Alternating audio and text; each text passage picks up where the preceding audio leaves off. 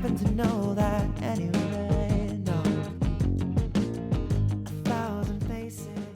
Today I'm joined by Oliver Weikert, who's joined me to chat about his musical career. Oliver, welcome to Talk Music. Would you like to introduce yourself? Thank you for having me. Yeah, my name's Ollie. I write and produce my music. But musically these days, I usually play in function bands and for parties, and for like weddings and stuff like that, as a soloist and in duo and in different bands and stuff like that. Nice. Yeah. So what got you into music? Um, way back. I've had a musical upbringing. My mum sings and performs in theatre and choirs. And my dad is a music teacher and a songwriter himself. And so every day from my childhood, all I remember is hearing the blues for 5 hours a day, all the time. And he let me play his guitars and stuff like that and mess around. So yeah, I think it was inevitable, really. I got three other brothers as well who were all musicians. I'll probably plug them at some point. Yeah. All around you then. Yeah, it's inescapable, really. Yeah, So where do you get your inspiration from for your songs? For my songs, specifically, um, I guess like musically, it's quite varied. My one of my older brothers, Adam, he gave me one of those iPod classics. I still got it actually. And he filled it to the brim with music he thought was really good and cool.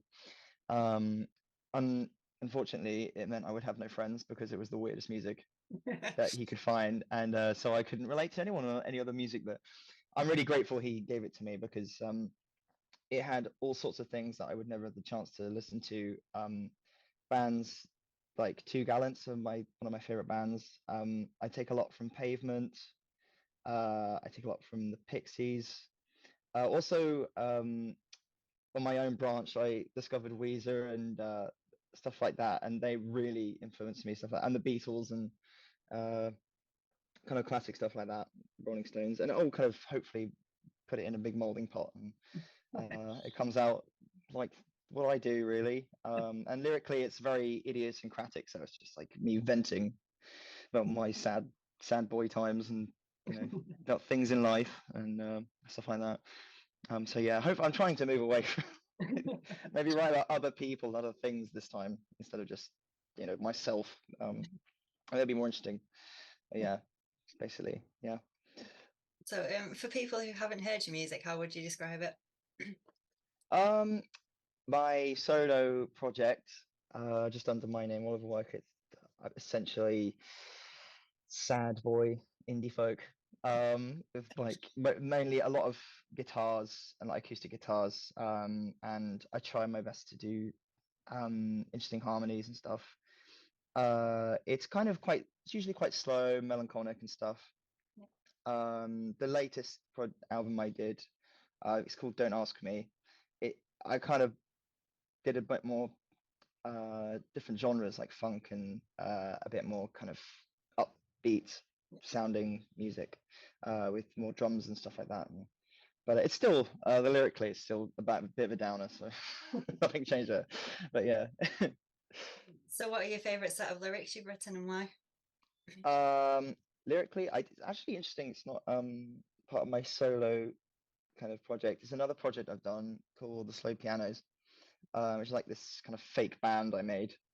Uh, and it's one of the second album from that called Anthropocene. It is called, and it's basically about climate change in 2018, I think.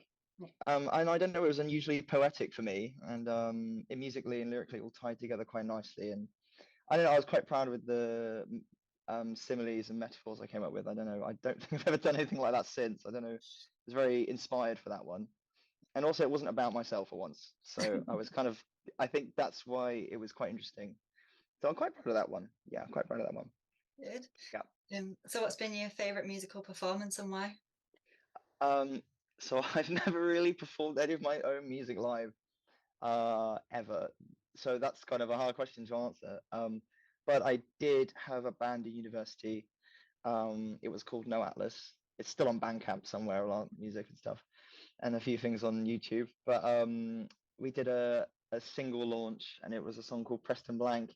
And for some reason, tons of people showed up, and I think they were all kind of underage, so they were excited for the gig, so they went crazy. And yeah, it was weird. With for an original gig, it was quite strange. Usually, in covers, people go mad because they know the songs, but yeah, it was great. And I even did a crowd surf, and it worked. Nice. Like, it was, yeah, I remember that very vividly. It was really fun. Yeah, it was fun.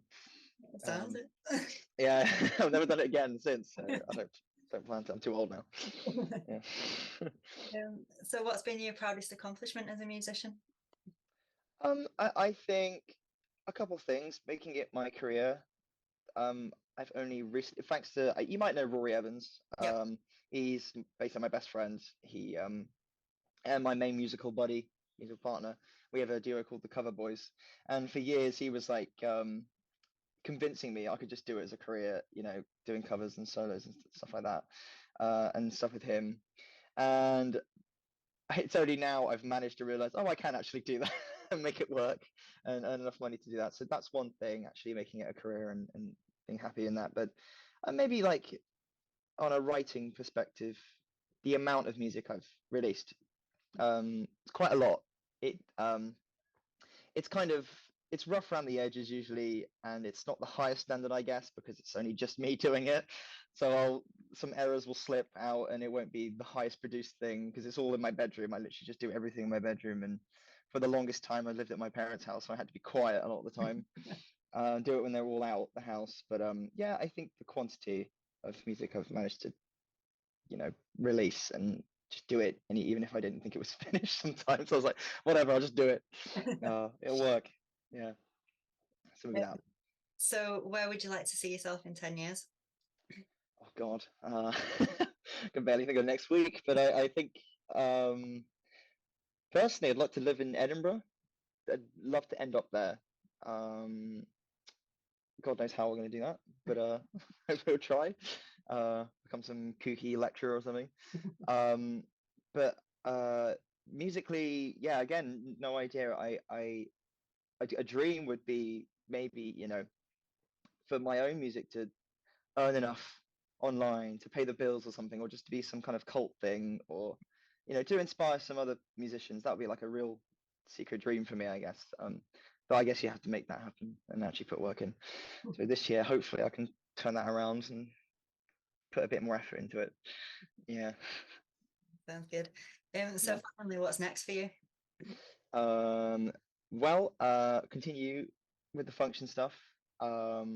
Really is the best job I've had, and I hope it can keep making it work. And there isn't another COVID, so I can keep doing that, and we can all keep doing that.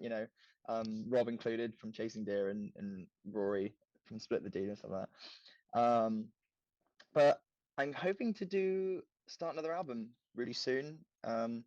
I've settled into a new flat, and I hope that like I can find the time and find kind of the inspiration to write more stuff, and I want to make it not as melancholic. I think this time maybe more about other people, more simplified music.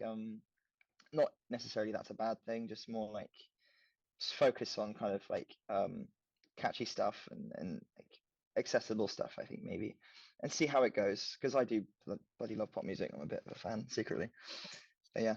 I want to dive into that a bit more. Yeah. I'm looking forward to see what's coming for you. Oh, thank you. Yeah, we'll see what happens. Yeah. So a massive thank you, Oliver, for joining me on Totally Music. If anyone would like to check out Oliver's music, I'll leave all the links in the description below for you. But Thank you so much. It's been a pleasure. Thank you. Standing in a hall of glass, and portraits hang onto the wall.